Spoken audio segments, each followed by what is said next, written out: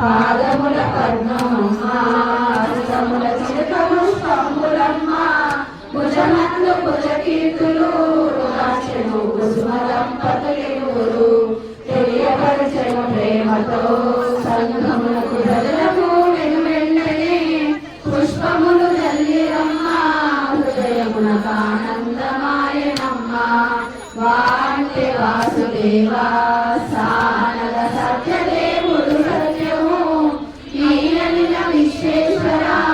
అని చేసి నామకరణము వాసవి వాంటే వరలక్ష్మియు సాయనక సరస్వతి బీజము ఈయన విశ్వేశ్వర చేయండి వాసవికి నామ జపము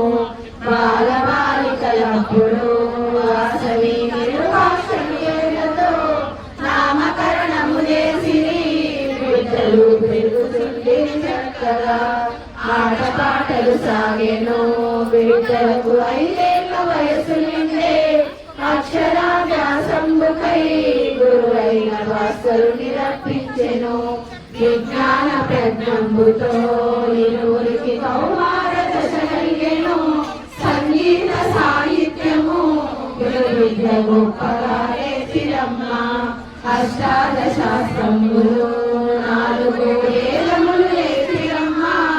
ఆశ్రమానిత్య నుండి వెంటనే గృహములకు వచ్చిరమ్మ బంధువులు పిలిచిరమ్మ బ్రాహ్మణులు వేదములు పఠించగా తక్షణము తల్లిదండ్రులు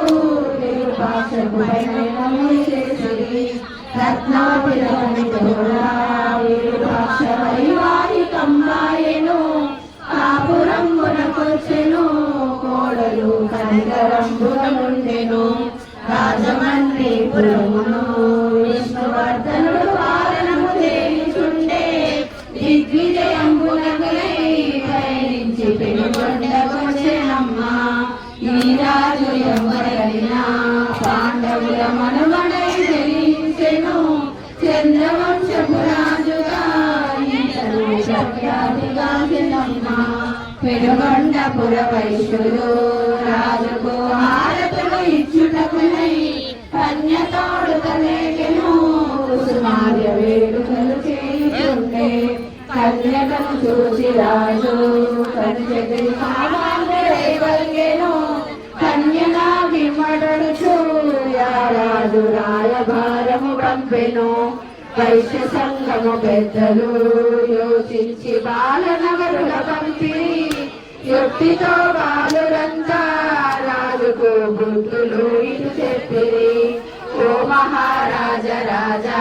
మహాకన్య దైవాంశమున పుట్టెను మానవుడవయ్య నీవు ఆ శక్తి కోరటం తగదు రాజా 53 మంది భార్యలు నీ ఇంట ఉండగానే మా వైశ్య కులకాంతను కోరిక ధర్మము కానేరదు అని బాలుడికు పలుక ఆ మాట పెడచెవిన పెట్టి రాజు సందేశ చేసి తాను బిడ్డలను కట్టి కొట్టించునను దత్తయుద్ధము చేస్తున్నా